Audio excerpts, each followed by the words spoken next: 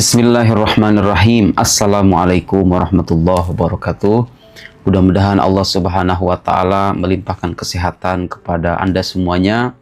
Izinkan saya dalam kesempatan kali ini menjelaskan tentang sihir dalam pandangan akidah Islam. Saya sudah sajikan beberapa referensi ya, karena masalah ini belakangan cukup banyak didiskusikan oleh beberapa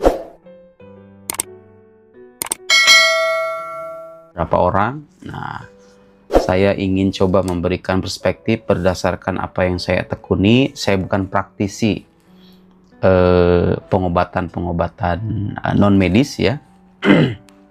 Tapi secara umum saya ingin memberikan panduan yang mudah untuk orang-orang di luar sana supaya pertama tidak mengingkari hal gaib, karena bagaimanapun hal gaib itu ada dalam agama, disampaikan oleh sumber yang terpercaya.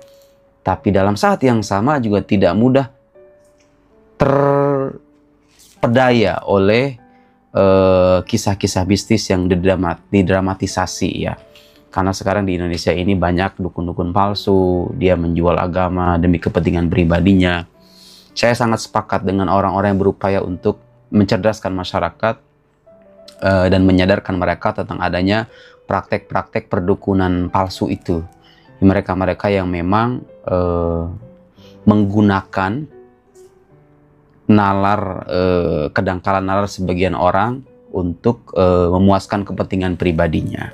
Ya, menjual aksesoris atau barang-barang tertentu yang dikatakan bisa mengusir jin, padahal ternyata tidak begitu ya. Nah, itu terjadi.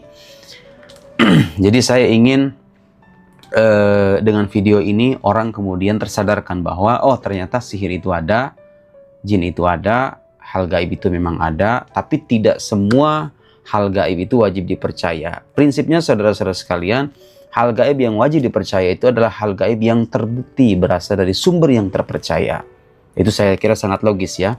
Sumber yang terpercaya dalam hal ini dalam ajaran Islam adalah Al-Quran dan Sunnah. Selama hal gaib itu dikabarkan oleh Al-Quran dan Sunnah dan keduanya sudah terbukti valid kesahihannya, maka kita wajib percaya hukumnya. Sihir ada dalam Al-Quran? Ada.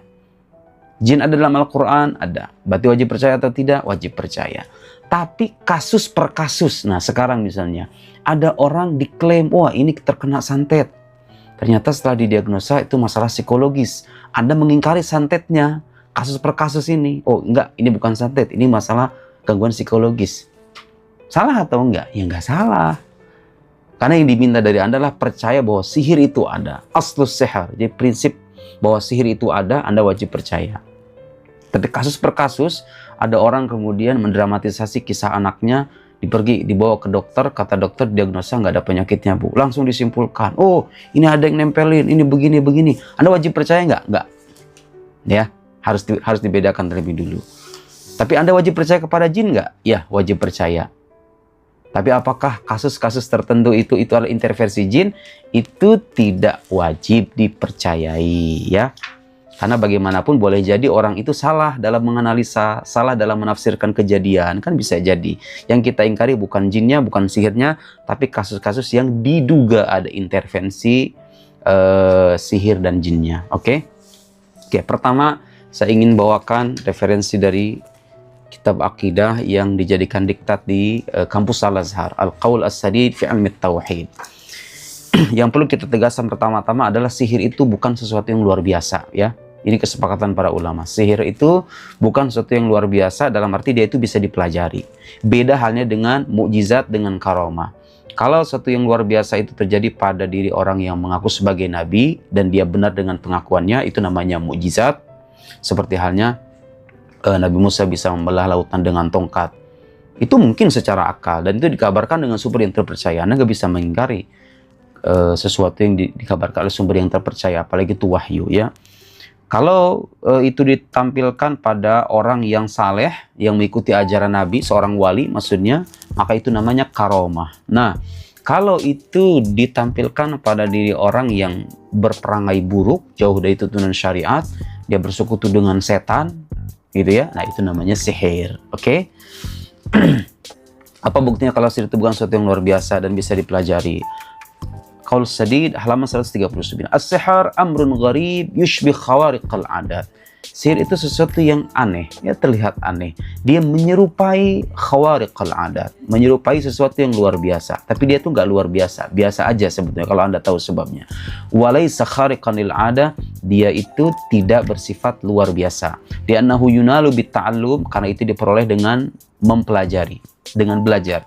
Wa yusta'anu fit tahsilihi bitaqarrub ila syaitan, dan dalam menghasilkannya seseorang itu bekerja sama dengan setan, birtikabil qabaih, dengan melakukan hal-hal yang buruk, qaulan, baik secara perkataan, qalati fi alfadz syirk, seperti mantra-mantra yang dibaliknya ada lafaz-lafaz kemusyrikan. Nah, jadi ada memang.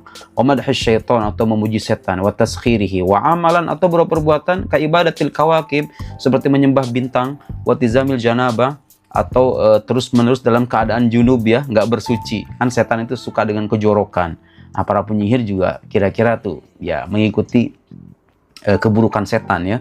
Wasairil fusuk, dan kefasikan-kefasikan lain, minum khamar, misalnya berzina, nauzubillah.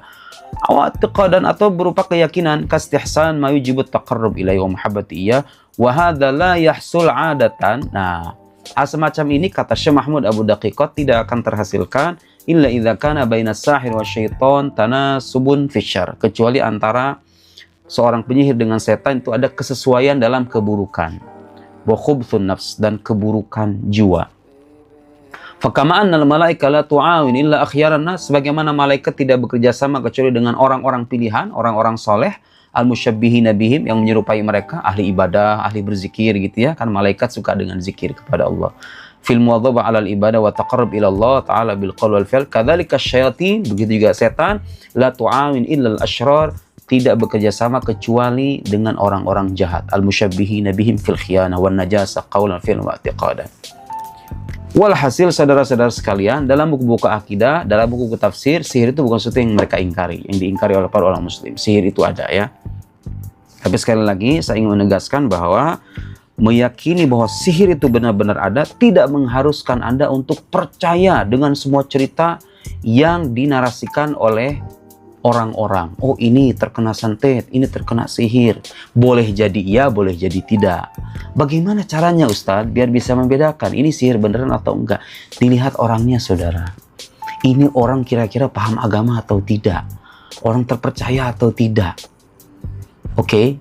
Pernah terjadi kan di Indonesia itu pembodohan, orang mengaku mengobati dengan pengobatan non medis, ternyata dia seorang pembohong, dipenjara orangnya. Terjadi kan?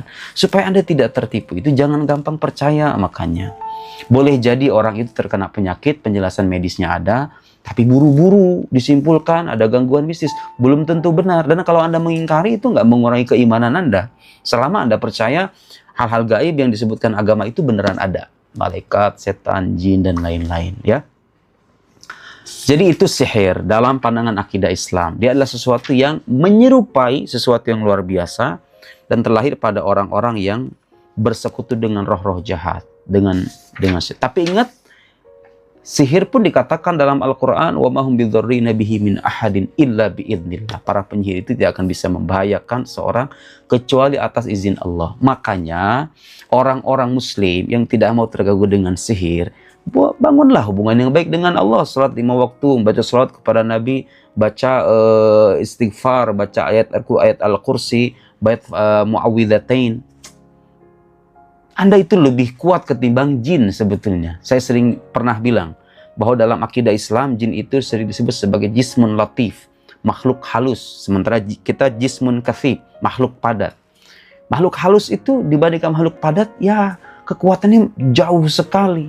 Anda itu secara fisik, apalagi kalau di balik fisik itu ada keimanan yang mantap, jin itu sangat lemah gitu loh. Makanya ketika ada orang mengabarkannya adalah gangguan jin atau bukan, dilihat dulu, ini orang ahlinya atau bukan. Jangan-jangan ini dukun yang memang ingin memeras duit orang lain gitu ya, menggunakan agama sebagai jalan untuk menipu orang lain. Kan kita harus hati-hati, ya saudara-saudara. Saya tidak menafikan bahwa gangguan-gangguan yang bersifat itu ada, ya. Tapi yang ingin kita yang kita luruskan adalah jangan sampai semua penjelasan yang dikaitkan dengan hal-hal mistis itu kita benarkan semuanya. Itu aja gitu ya. Supaya masyarakat tidak tertipu. Apalagi sekarang tuh udah banyak tuh istilah jualan apa tuh yang apa namanya garam-garam ruqyah itu. Jangan ya, maksudnya jangan gampang percaya gitu dengan hal begituan. Anda itu lebih kuat, Anda itu sebagai muslim, kalau Anda taat beragama, hal semacam itu tidak akan bisa membahayakan Anda. Kalaupun itu membahayakan, Allah yang memberikan izin, ya, bukan penyihir itu sendiri.